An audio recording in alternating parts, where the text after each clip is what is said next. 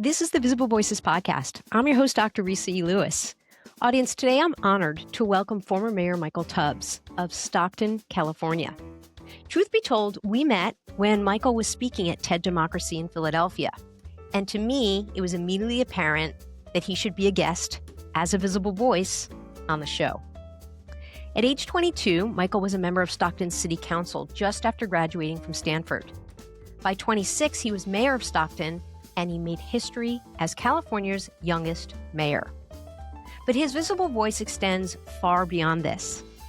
Michael launched the groundbreaking SEED, that's Stockton Economic Empowerment Demonstration, Guaranteed Income Program. This was a pilot program where 125 people received a guaranteed income with remarkable results. And essentially, this was a proof of concept towards addressing poverty.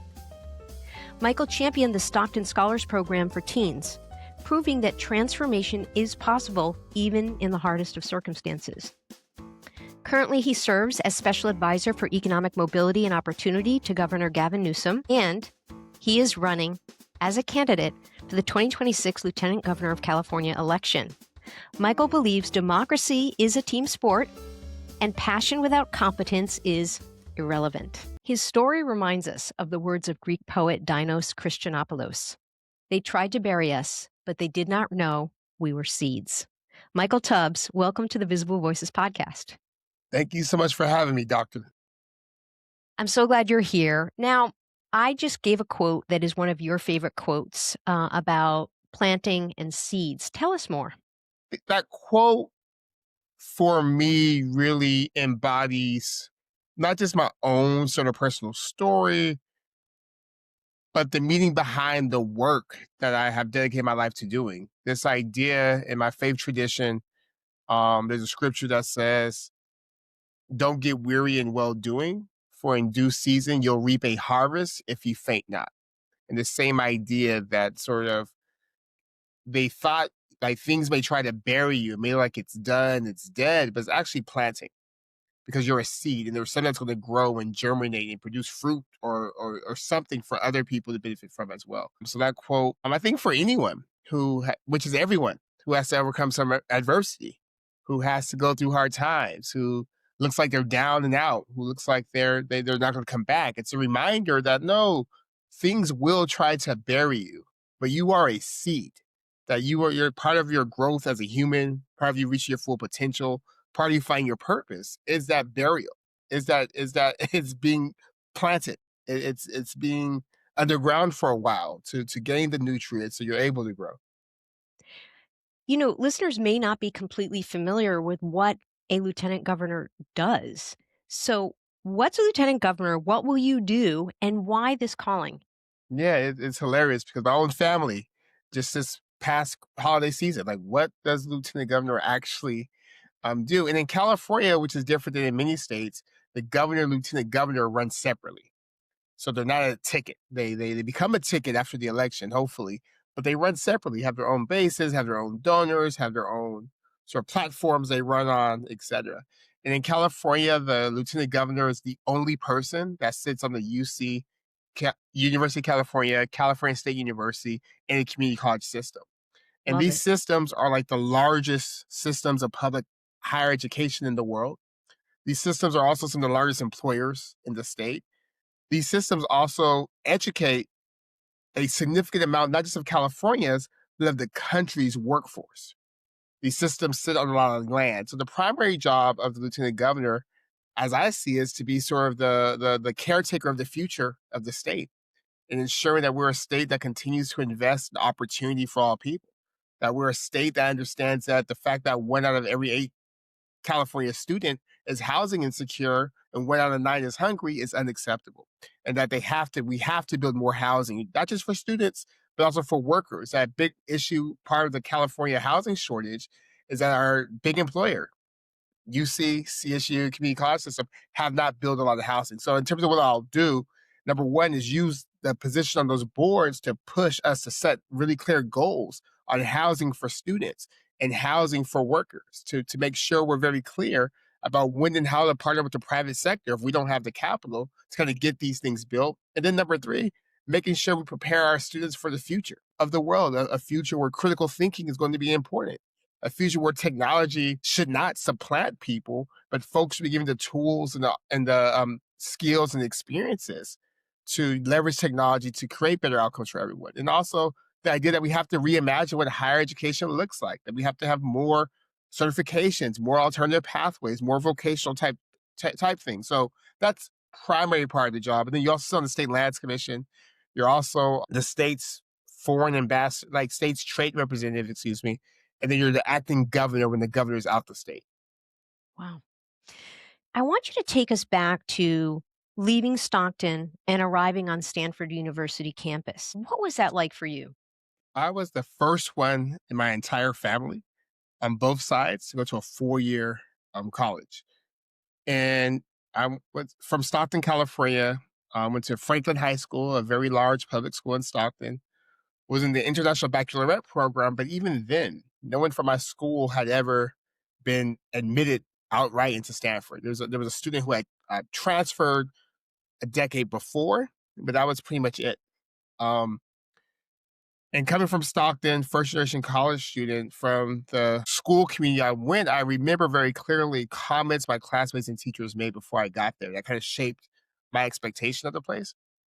I had got my ears pierced as a rebellious thing after I finished my IB exam. So like I do something bad while I'm in high school. I remember one of my classmates saying, "You can't have your ears pierced and go to Stanford." Like she was alarmed that I was going to lose my admissions for getting my ears pierced.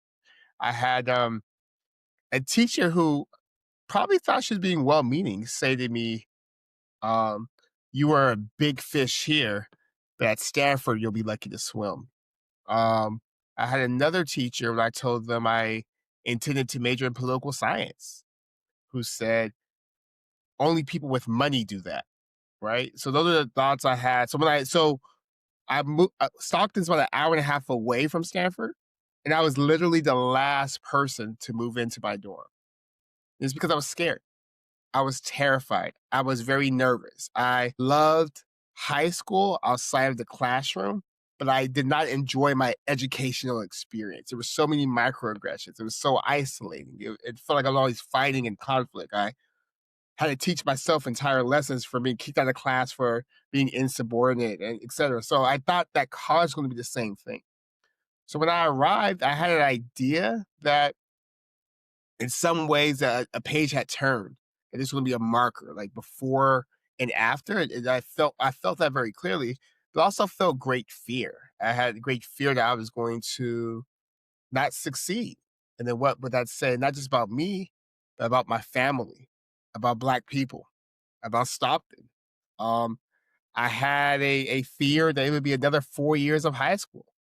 But even worse, because there weren't folks who weren't in the IB program. They weren't like, oh, it's all gonna be all nerds. And I would be just so isolated and have no friends and would just be there just give my education. And I remember before my first day of class, walking through campus and being reminded of one of my favorite scriptures where Joshua, in the text, Joshua was preparing to enter the promised land, and his folks were scared. And God said, "Be strong and very courageous, for everywhere your feet walk, I've given to you."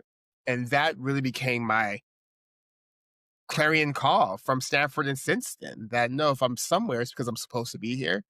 And everywhere I go, everywhere I enter, everywhere I walk, I'm not just lucky to be here. Like I deserve to be here. Like this is my space too. And Stanford ended up being probably the most formative and definitely the best, if not some of the best years of my life. Like just incredible experience I'm incredibly thankful for.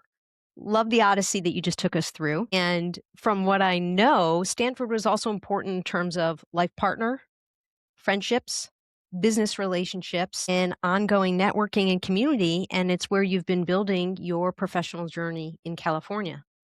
Oh, Stanford has literally been the gift that has given me so much of the life I have now. I'm just so thankful to that place, to the donors, um, and it's not a perfect place, right? And I think part of the work I do now is with a deep understanding of the great privilege I had to be at Stanford, where I didn't have to worry about housing. I didn't have to worry about food. All I had to do was study, and how that produced such great outcomes, and how every student deserves that chance. You know, what I appreciate about Stanford the most was it was the direct mirror for my experiences in Stockton because of the poverty and because of the level of expectation. So much of decision making and so much of the messaging to us as young people was about scarcity, was about lack, was about you can't do that, you can't do that, and some of it's for safety, like you can't go here, you can't do that. No one's like, and some of it was just protection, like no one's ever done this before. You can't do it. You can't make a mistake.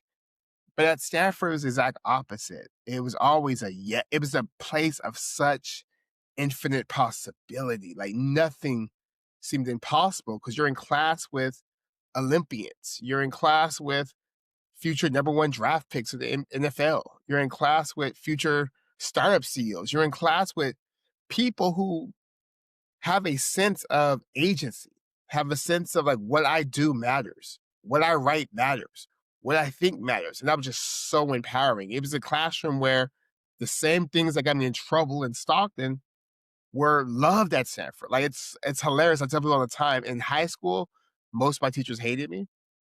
In college, I was a teacher's pet. All like some of my best friends are former teachers and administrators. They loved arguing. They loved energy. They loved me questioning. They loved me pushing. And I was like, oh my gosh. It's like culture shock. Culture shock, mindset shock. And also, I think I'm thankful for the time to be able to study the world. Because growing up, part of the narrative to make it to Stanford was the idea that you have to pull yourself up by your bootstraps, that you have to work hard. And that's not bad. Like you should work hard. But Stanford taught me that it's not just effort that determines outcomes, that the world I grew up in wasn't because a bunch of people were lazy and a bunch of people didn't want to work and a bunch of people wanted to live in food deserts and a bunch of people wanted to live on toxic sites. But it taught me about policy. It taught me about the ways in which government choices, like choices matter, but how government choices shaped environments, that policy actually created the world that we exist. Policy actually created the injustices I had to live with. And that was revelatory to me as well. I was like, oh my gosh. I remember one of my more conservative friends asking me like, but what's your theory of government? Should government do everything? And I said, at the very least, government should correct the problems government caused. I said, if government just did that, actually, would be great. Actually, if that's all we did, that's the problems like government actually caused, government should fix. And I learned that at Stanford, just from reading and listening. I'm like that, and that's really what got me interested in policy and being in government. I think it was a sense of responsibility, a sense of like, well, wow, I have these very unique experiences, and that we can get better. That like what I've enjoyed shouldn't just be for me. Like this, like everyone should have at least an opportunity. And that's just what drives me to this day. You have referenced, I think the audience understands now, your emphasis and embracing of education and potentially this role with the education system as lieutenant governor. You've talked about poverty. You've talked about homelessness, houselessness. You've talked about being hungry, and you kind of tied it all up in a knot just now by referencing something that you talk about, which is policy violence. Give us the 411, the information on the Stockton Scholars Program, and also on EPIC, the End Poverty in California program. So Stockton Scholars was born, again, out of my lived experience. I saw what a difference it made that I was able to go to college. And when the time I went to Stanford, it was the first year they announced a very generous financial aid program, where if your parents at that time made $40,000 or below, college was free. Tuition, housing. You just had to pay $2,500. But you did that through student contribution, through like student work or like summer work. Or it was just not, it was very incredibly generous. And now that's increased to like 100,000 or 150,000, which is great. And I saw how that experience, just for one kid, allowed me to go back to Stockton, run for city council, run for mayor, make life better for so many people. And I would tell my staff, I said, that's just one kid. Imagine if we did that at scale. Imagine if every kid, because we don't need everyone to come back, but if just 10 come back, 20, 30, 40, like our future teachers, our future city workers, this could be huge.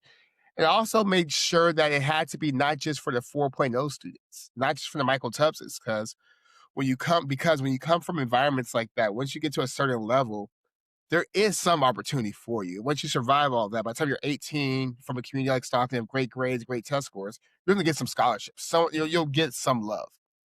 But I was like, the majority of our students are the students who are between 2.0 and 3.0, who could be 4.0s, but they're hungry, who could be 4.0s, but they have to deal with a lot of trouble. So anyway, we made it so that every student with the 2.0 and above would be given a scholarship. And part of it was in my master's work on education policy, I took an education psychology class, and it talked about I think it's called the expectant theory of motivation. This idea that humans will rise to the expectations of those in authority, and that labeling actually signals something to students. So anyway, and Yeah. lastly, Stockton, of the top 100 cities, is number 99 for college attainment. Our population is smart people, but not like highly educated. And I just knew for economic development, for the work of bringing a university to Stockton, because Stockton's the largest city in the state and second largest behind Allegheny County in Pennsylvania, that doesn't have a public higher education, public institution of higher education in the community, the 4-year. Anyway, so that's when Stockton Scholars was born. And then my good friend Evan Spiegel, I talked to him about the vision. He had visited me in Stockton. I told him, I was like, hey, it's my big swing.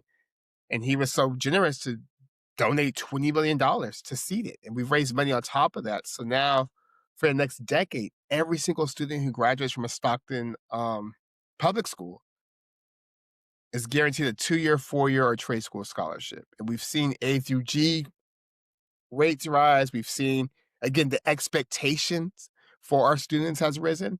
And part of it was also, when I was on city council, I taught high school. And I realized that for a lot of my students, the conversation around college didn't penetrate because they didn't believe they could afford it. They were like, it's not, and I always tell people, like, no,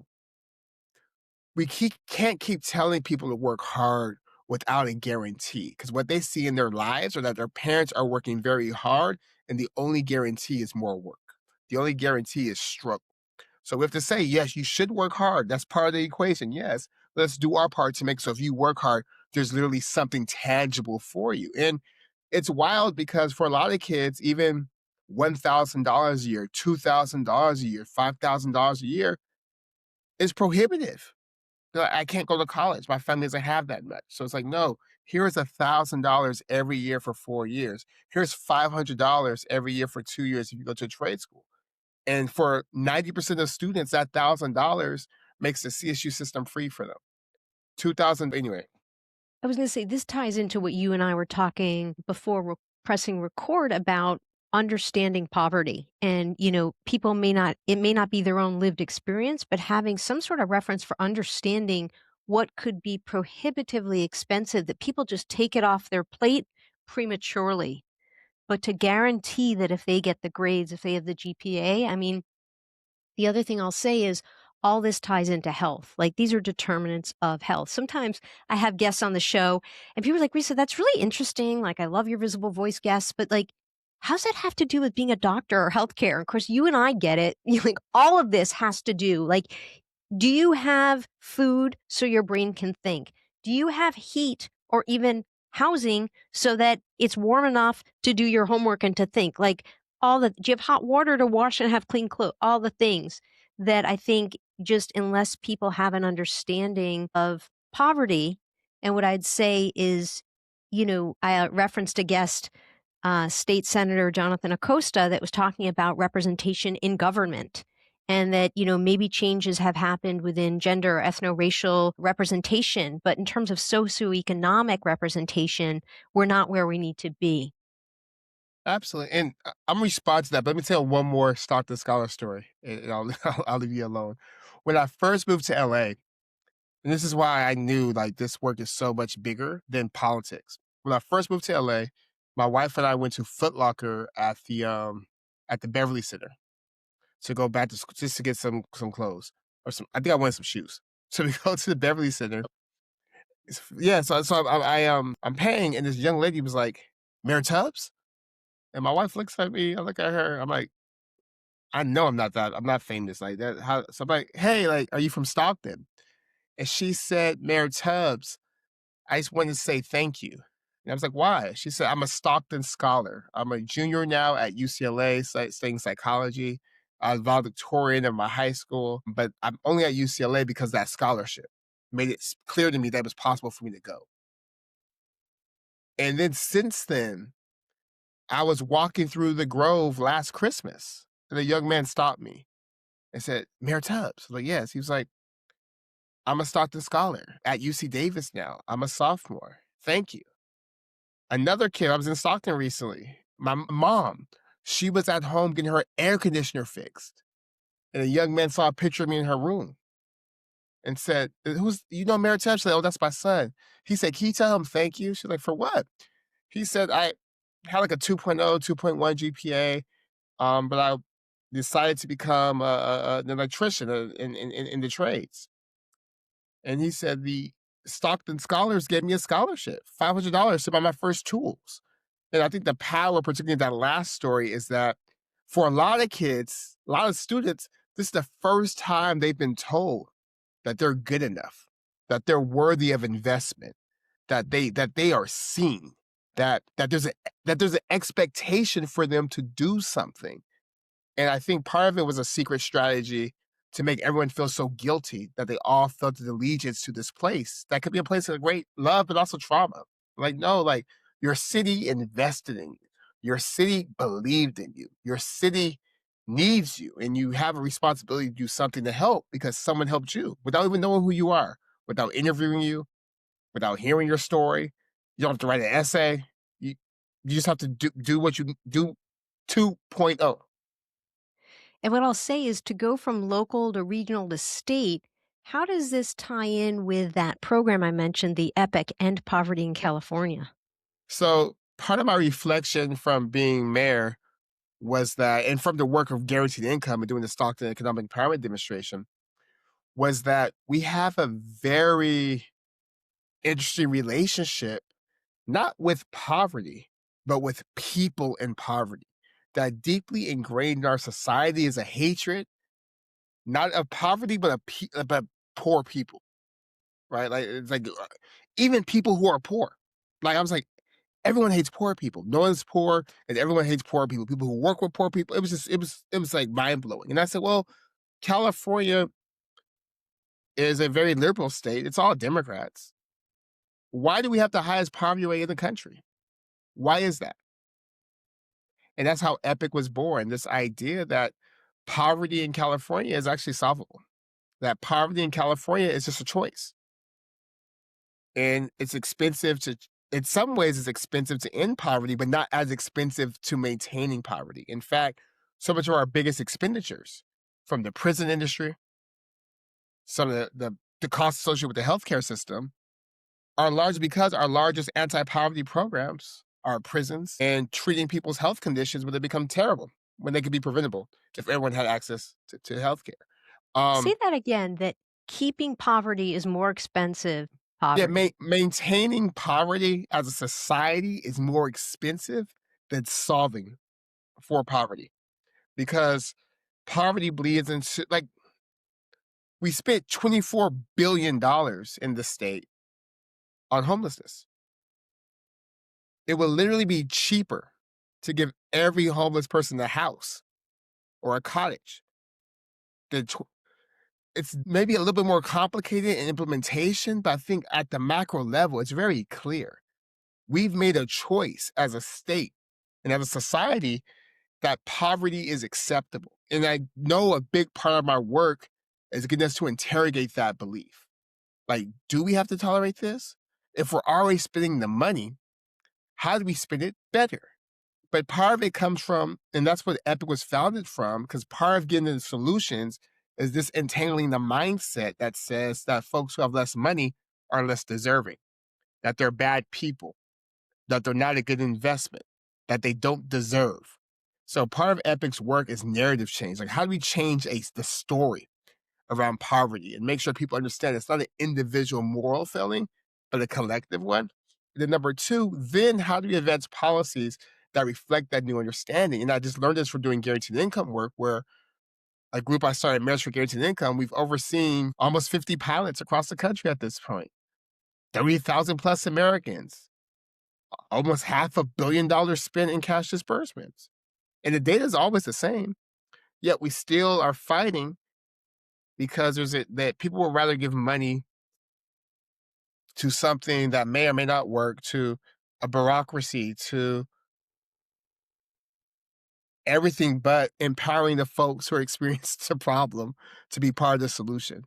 My smiling is because you're talking about storytelling and narrative. And at the end of the day, it's all about the talent and storytelling to engage people emotionally to help bring about change. And you certainly have taken the stage a few times and have, really used your stories to help pivot, move the needle. And I'm wondering, the podcast is called The Visible Voices, and I ask every guest, when did you realize you had a voice? When did you start using your voice? Before I realized I had a voice, I had amazing adults who saw something in me or saw a voice before I thought I had one. I remember when I was 7 years old, we were given like little verses for the church Christmas play. And I just loved the story. So I'm like, oh, okay. It was like one verse. And I remember it's like half the chapter. It was Luke chapter 2. I remember and I went back to church the next week. I was like, oh, I know. And instead of like the teacher saying you're such a show off or only told you to do one verse, right?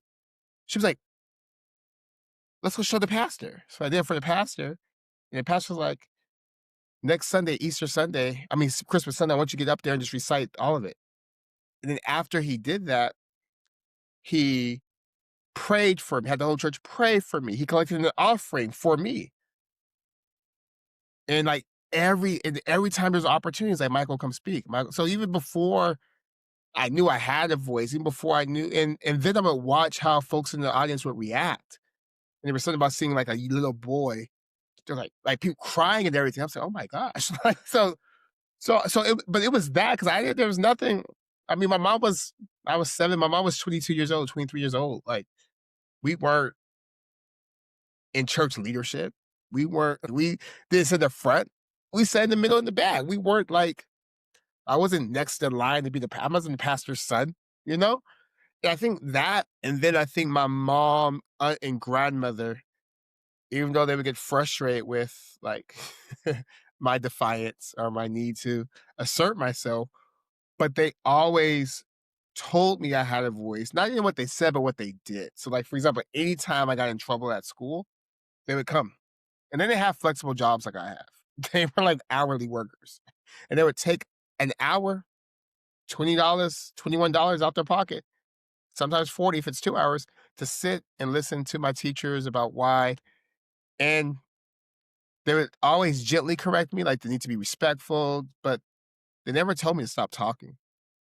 They never like shut up. I mean, they would say that at home sometimes, but never like, and then like they would always I started doing speech debate and started doing like youth advocacy work.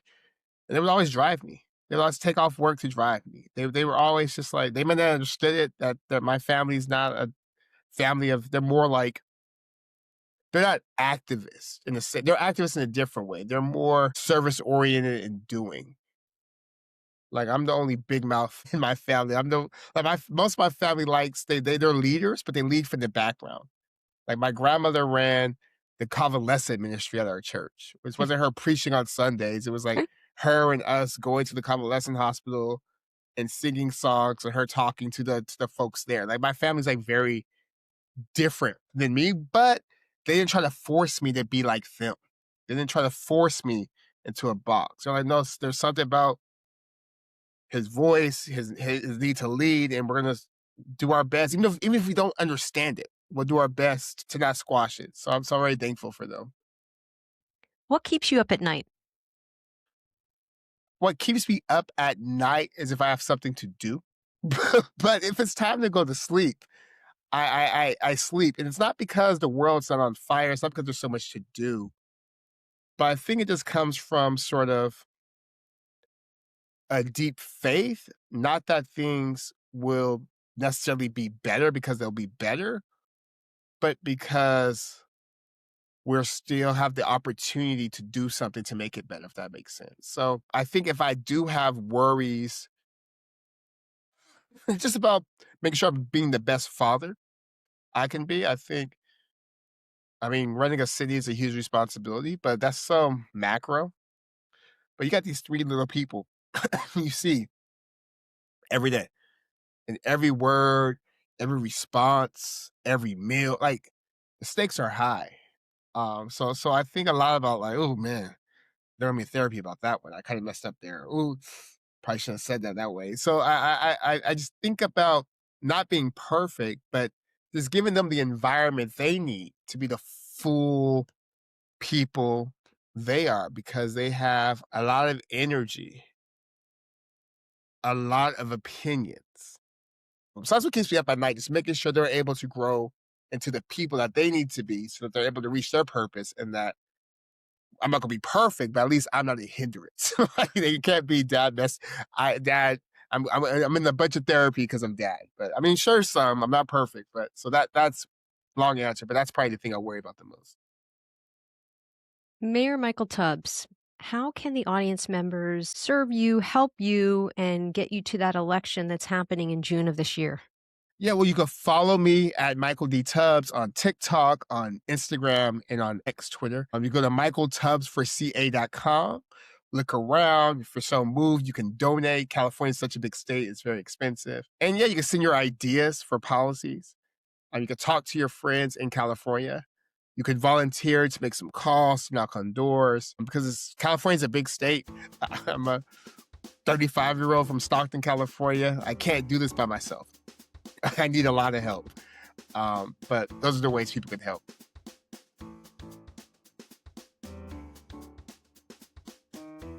What should the title of our podcast episode be? Well, you said it so beautifully, I think, in the opening. This idea of seeds, this idea of planting, burying, that there's something more to us than what's being put in the ground or what's being buried. So absolutely, seeds should be the title. The Visible Voices podcast amplifies voices in the healthcare, equity, and current trend spaces. Our team includes Dr. Giuliano DePortu and me, Dr. Resa E. Lewis. Find me at Resa E. Lewis MD on social media, or visit thevisiblevoicespodcast.com. Find us wherever you listen to podcasts and watch our episodes on YouTube. This podcast is for education and entertainment purposes only. The views and opinions expressed by our hosts and guests are their own and do not reflect the opinions of their institutions. Information shared here should never substitute for clinical judgment or for medical advice. Together, we're making healthcare more equitable, one visible voice at a time.